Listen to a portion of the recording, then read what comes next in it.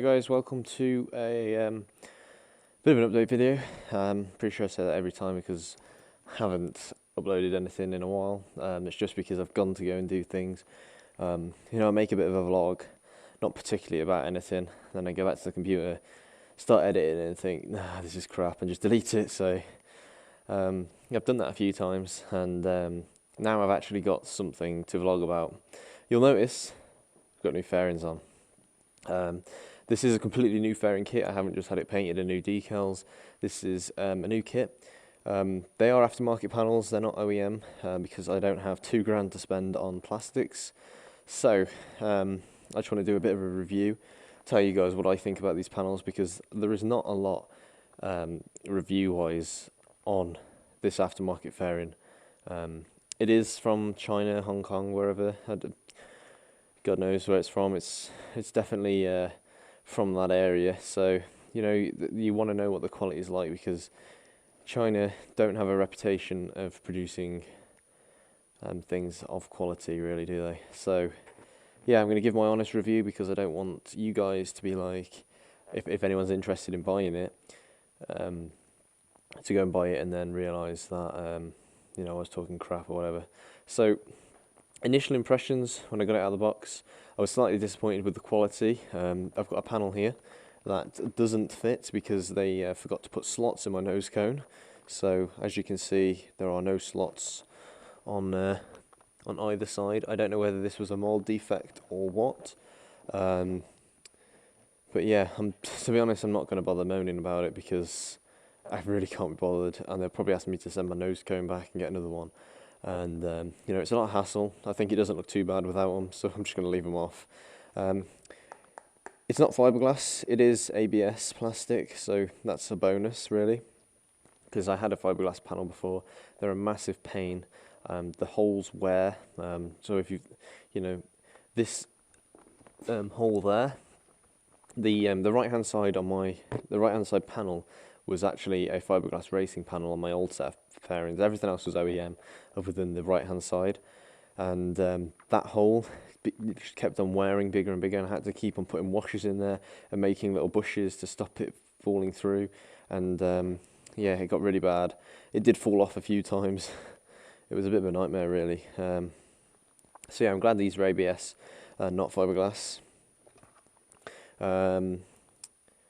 The price of the whole kit was £307, and that included pretty much everything. So everything you can see here, other than the screen and the mirrors, obviously. So you get new nose cone, you get the side panels, you get the belly panel, fuel tank cover, 2 side panels there, the rear panels. You don't get the seat cowl. I did buy that separately. I'm not sure whether you get the rear hugger or not. I didn't even look in the box to see if there was one of them. There was a few things I didn't even bother getting out. You get the mud guard, you get the piece of plastic that goes between the 2 forks. You even get the under tray, this as well, which I didn't put those on because they were already on my bike and there's nothing wrong with them, so I just kept them on their OEM, obviously. And the little V piece by the exhaust as well you get. So you do get every single piece of plastic on the bike. You even get a chain guard, which I was considering putting on, but I just thought, no, I'm not going to bother. But yeah, so £307, and you've got to pay import charges on that because it's from outside of the EU. It was £43.50 for that, so that put me up to about 350 odd pounds. And then I had to pay £12 for a Saturday delivery, which would normally be free if you got it delivered any other time in the week. So for £360, you can have a set like this. As I said, the quality of the plastic is no match for OEM panels, I'm afraid. There are a few defects, a few holes that I've got, excess moulding. The quality just it isn't perfect.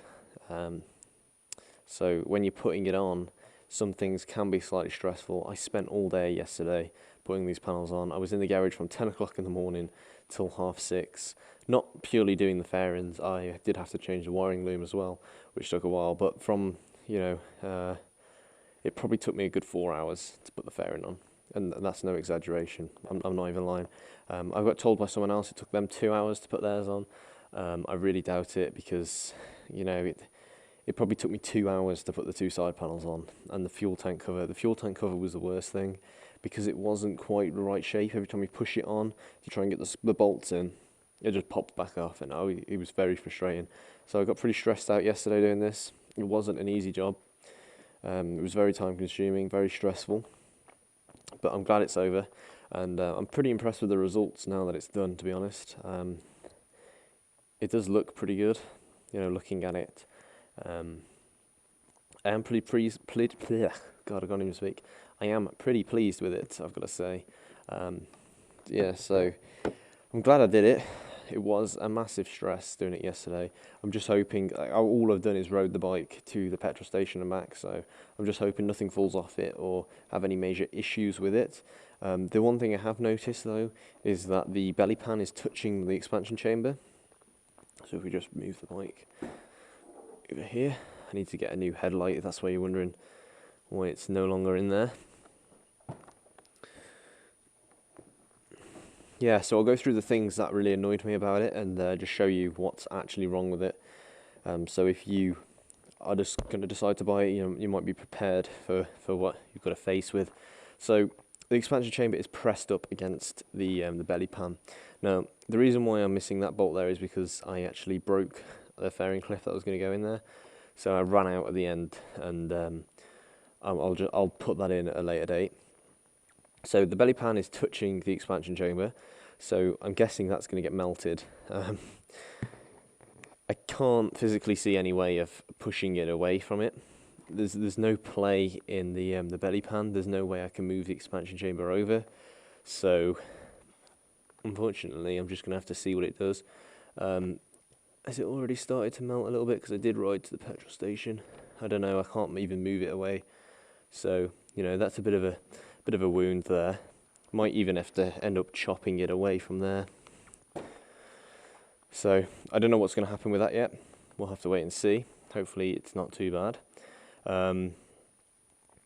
The plastic bit that goes on the inside of the side panels, if you guys are familiar with the new shapes, you'll know there's a plastic. See if we can get under there. Yeah, there's a piece of plastic that's supposed to go there. Now, that wouldn't go on at all. The lugs that were going onto it, they were all deformed from the moulding, and I couldn't get the clips on. I had the wrong style clips to fit on it. I just couldn't do it, so I've actually left that off. And I'm not sure whether I'll even bother putting them on at a later date or not. I have to give it a try and see how it goes. Because, looking at the bike, you can't really tell unless you sort of kneel down and have a look, and you're like, that's a bit weird, but who notices these things? So I'm going to give it a trial, see what happens. Might sort that out, might not. What else annoyed me? So yeah, we've got those panels missing, we've got the air baffles missing, we have the belly pan touching the exhaust. The belly pan's out of alignment by a good 10 mil in this direction, so it was a massive pain, and I'm not going to lie about how annoying it was to fit. So I don't want anyone to think like, buy it and expect it just to go on like the OEMs do, because it doesn't. But I mean, once you've done it, it looks all right, but it's a massive, massive ball ache to do. And I just want to emphasise how stressed I was doing it yesterday. So yeah, that's pretty much it. Nothing really major gone on with the bike. All I did was change the wiring loom. Put a new wiring loom on that I bought ages ago. Didn't work. Start motor didn't work. Nothing worked. Well, everything worked other than the start motor. I managed to get the start motor to start working, and it wouldn't spark. So in the end, I sort of made made one loom out of two, and electric taped it all back up. And now it's working. The only thing that I had a problem with was the headlight, which isn't working. It was earlier. I think there's a broken wire somewhere. It works when it wants to. Just have to, I don't know, I'll have to fix that some other time. Yeah, the indicators aren't on because the holes weren't big enough for my indicators, and I couldn't be bothered to drill them out. You know, I'll do that whenever. So yeah, I'm pretty pleased with it. Do like having the seat cowl on, and my new filler cap as well. That's, you know, this is pretty cool because I broke the key in my other one, so it's nice having this little quick release one, which doesn't quite fit in the fuel tank because of, you know, the crappy plastic. But oh well. I also got a nice little anodized bolt there, and I did buy the anodized yoke bolt, which is here. No. Yeah, I did buy that, but I can't get that off. It's so goddamn tight. It's a 30mm socket, and I just couldn't get it off. Gonna have to probably wait till I get an air gun on it or something. So yeah, that's my review of these fairings. Tell me what you think in the comments below of them. What do you think just looking at them? Or what do you think of the quality of them? What do you think about the little things that have annoyed me, like the missing panels? Do you think that you'd be happy with them? Do you think it's worth 360 quid? Bearing in mind that these panels you can buy on eBay for 480, and then you've got to pay import taxes and everything else. So you know spent 540 quid by the time that you've done everything. So I got these for 360. So if you go down to the link in the description, I guarantee it's the cheapest that you're going to find them unless you buy bulk. Because if you buy these sets in bulk, you can get them for about 180 quid a set. So yeah, you've got to buy 10 though. So yeah, I'll put a link down in the description. There is pretty much every style of OEM replica. They're slightly different from the OEMs, you know, but you can just take your pick and choose which one you want and just go through the site. They're all pretty much around £307. So yeah, that's pretty much it, guys. If you've got anything else you want me to cover, then please let me know in the comments, and I'll try and get some vlogs in soon. There'll definitely be one in 2 weeks' time. I'm going to road and race performance in Coventry. Well, it's actually in Meriden, which is in between Coventry and Birmingham, because this beast is booked in for a dyno. So yeah, I'm going to 13th of June, that is. I'm really looking forward to that. I'm hoping that it doesn't break before then, because that would just be my luck. And we can see what horsepower she's rocking. I reckon we're going to get 30 horsepower. I'd like to see 30 horsepower with a standard airbox on, but I don't think that's going to happen. I think I'm going to have to put the Ram Air in to get 30, but we'll see. I mean, you've seen the videos of it. I don't, you know, you don't get to see it day in, day out, but I'm telling you, it is a rocket. You know, 107 mile an hour top speed, 0 to 60 in 6.1. Power wheelies in first. It's pretty good. You know, I'm on 1740, which is standard gearing. So, you know, if you've got a standard full power RS, see if you can get a 0 to 60 time the same as me with the same gearing and top speed. And see, because, I don't know, I'm hoping 30, I'd be happy.